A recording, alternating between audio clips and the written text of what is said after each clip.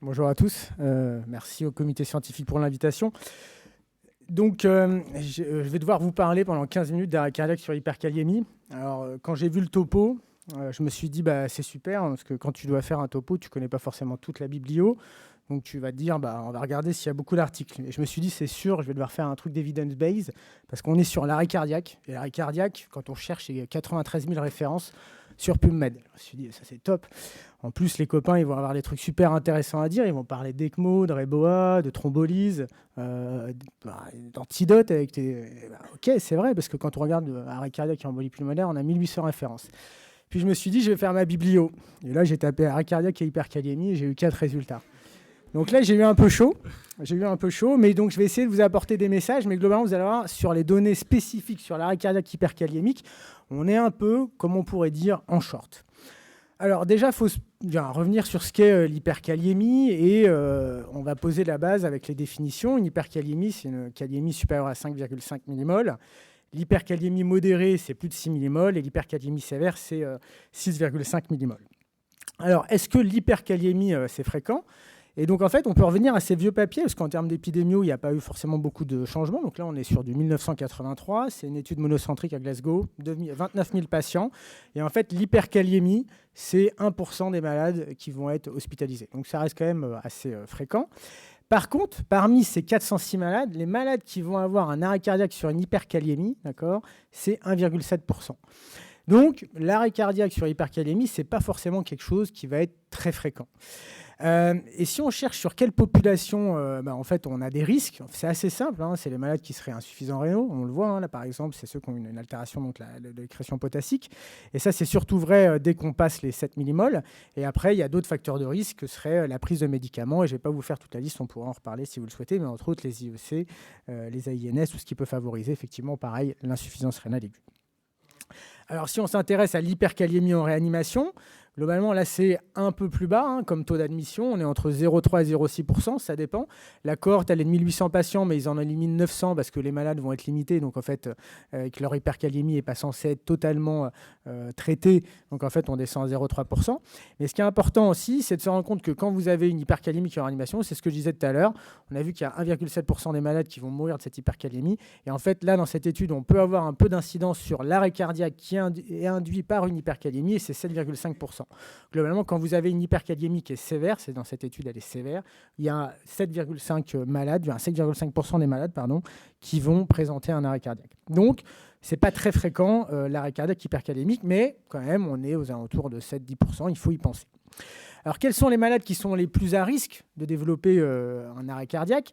Il n'y a pas vraiment d'études extrêmement précises là-dessus ou de bonne méthodologie. Donc, on va continuer sur ce travail-là. En tout cas, là, ce qu'ils ont recherché, c'est les facteurs de risque de mortalité. Et donc, on va faire une petite entorse à ce papier. On va dire que ceux qui sont morts, c'est ceux qui ont eu des grosses complications, entre autres l'arrêt cardiaque. Et en fait, on voit que ceux qui sont les plus à risque de décéder, et donc peut-être d'avoir des troubles du rythme, en fait, c'est ceux qui ont une évolution rapide du potassium. Et là, on voit qu'il y a une différence, c'est ceux qui ont pris 2 points de millimol en quelques heures. Ça, c'est les maladies les plus à risque. Donc, c'est la vitesse de variation du potassium. Ça, c'est extrêmement important à prendre en compte.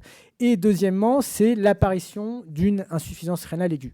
Et attention, en dessous, vous voyez, il y a insuffisance rénale aiguë sur insuffisance rénale chronique. Ces malades-là sont moins à risque, probablement parce que de base, ils sont amenés à rencontrer une hyperkaliémie et donc il y a moins de risque de développer un arrêt cardiaque.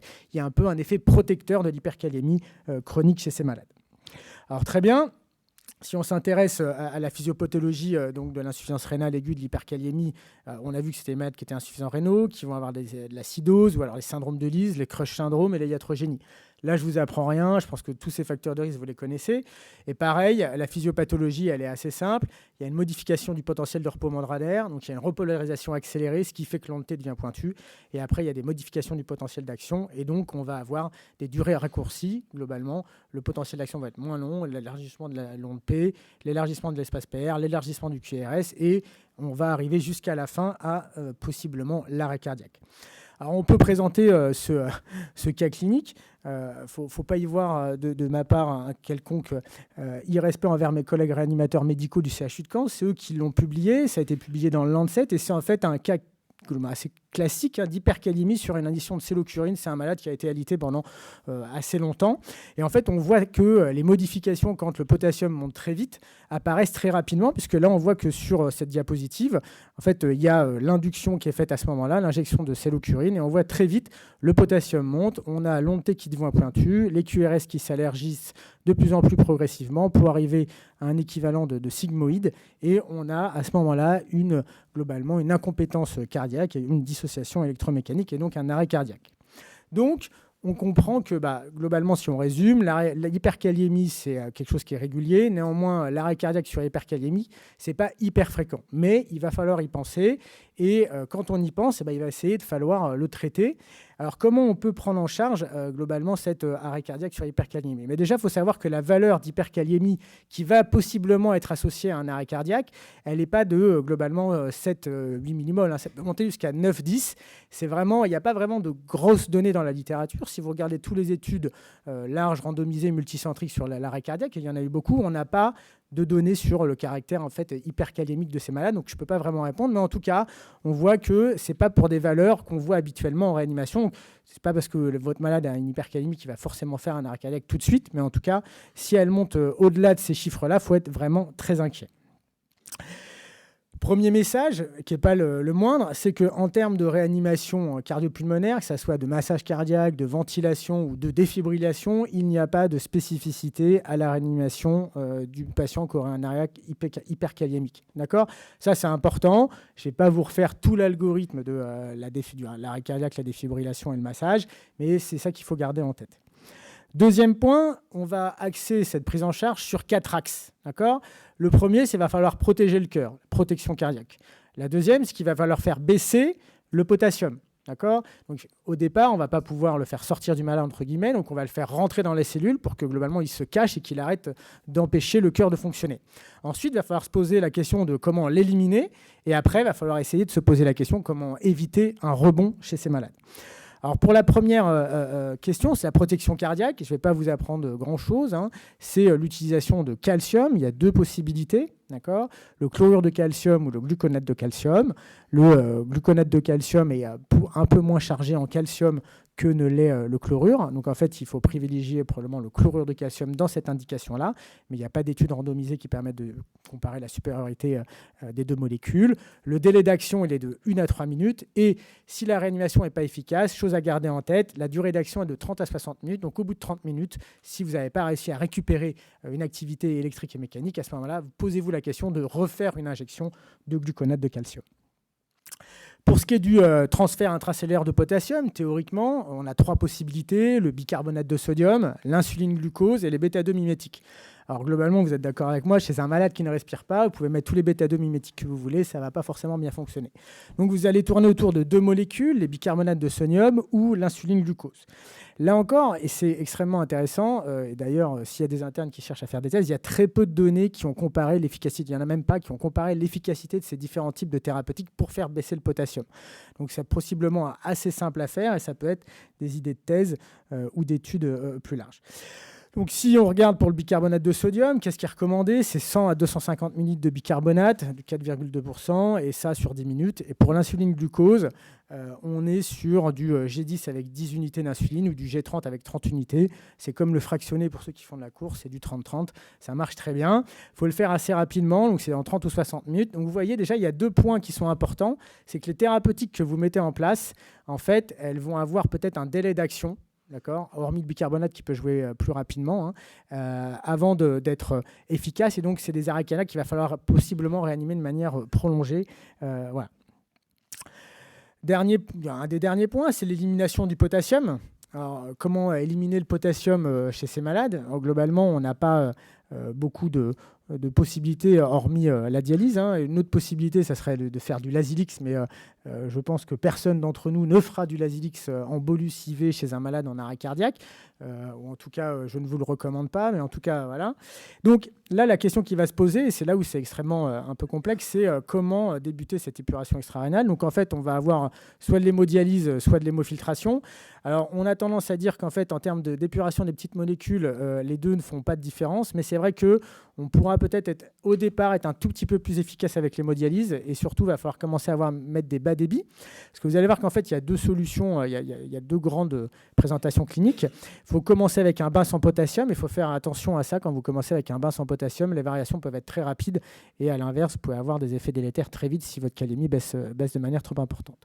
Pourquoi je vous dis qu'il y a deux situations cliniques? En fait, il y a une situation clinique qui vous paraîtrait assez simple. J'ai un arrêt cardiaque hyperkaliémique, j'ai fait mon gluconate de calcium, j'ai fait mi bicarbonate, la kaliémie a baissé, j'ai récupéré une activité électrique et mécanique. Donc ce malade, je l'admets en réanimation, je mets un cathéter de dialyse et je mets un cathéter de dialyse chez un malade qui a une activité circulatoire et donc une pression artérielle qui est présente. À l'inverse, vous pouvez avoir la situation où votre arrêt cardiaque est hypercalémique et le malade n'arrive pas à récupérer une activité électrique et mécanique parce que l'hypercalémie est beaucoup trop profonde. Donc à ce moment-là, la question qui doit se poser, et là qui peut faire un peu cow-boy, c'est est-ce que je peux mettre en place une séance d'épuration extra-rénale chez un malade en arrêt cardiaque? Alors la réponse est oui, d'accord. En fait, on va se retrouver dans une situation où là, on n'est pas sûr du tout, et c'est un peu comme mon topo, et je m'en excuse, de l'evidence-based medicine de grande qualité. On est sur des case reports. Si vous regardez attentivement, et c'est pour ça que j'ai un peu grossi les noms de l'auteur, c'est un peu le même. Il dit qu'il n'a pas mélangé les malades dans les cohortes, mais j'ai un petit doute. Et globalement, lui, il soutient qu'effectivement, avec un massage cardiaque efficace, vous arrivez à mettre en place une hémodialyse et donc à dialyser vos malades. Okay ? Globalement, si vous décidez d'aller dans cette direction-là, ça peut fonctionner avec le massage cardiaque externe, mais je vous l'ai dit, là, il va falloir attendre et avoir une réanimation prolongée. Okay, et donc, en fait, il faut probablement privilégier la planche à masser. C'est une solution auquel on ne pense pas forcément, qui n'est pas forcément dans les hôpitaux, mais qui est dans les SAMU, la faire venir. D'accord. L'efficacité, je ne voulais pas non plus rajouter, il y a un case report qui me dit que ça marche très bien. Pourquoi? Ça va vous permettre d'avoir une réanimation qui va être donc prolongée sans vous épuiser. Vous allez avoir la possibilité d'avoir un débit qui va être un peu plus, on va dire, homogène en termes de débit cardiaque.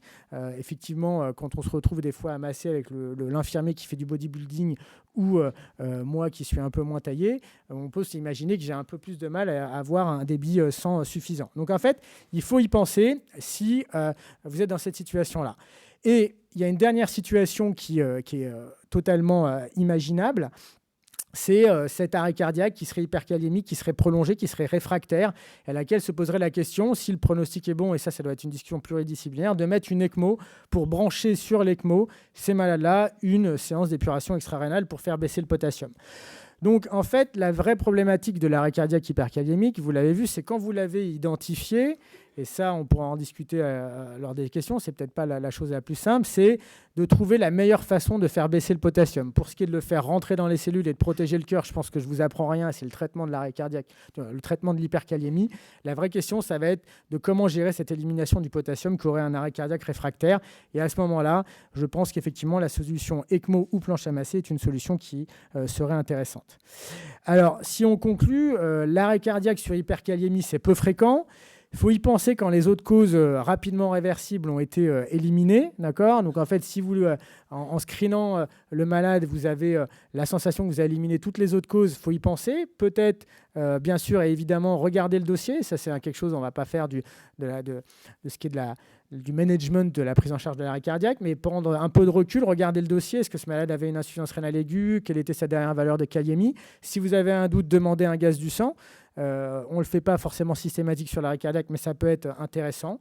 D'accord. Et quand vous la suspectez ou vous l'avez confirmé, à ce moment-là, il faut protéger le myocarde. Dans ces cas-là, on va mettre du calcium, faire baisser rapidement la kaliémie et les bicarbonates ou l'insuline glucose. Et après, là, on en a discuté, c'est la chose un peu plus touchy, c'est faire baisser le potassium. Et là, c'est le recours à l'épuration extra-rénale. Mais chez des malades qui n'ont pas d'activité, on va dire, cardiaque, ça peut être un peu plus complexe. Voilà, vous voyez, la biblio a été rapide, le topo un peu plus long et je reste ouvert à toutes vos questions et remarques pour la suite. Merci beaucoup.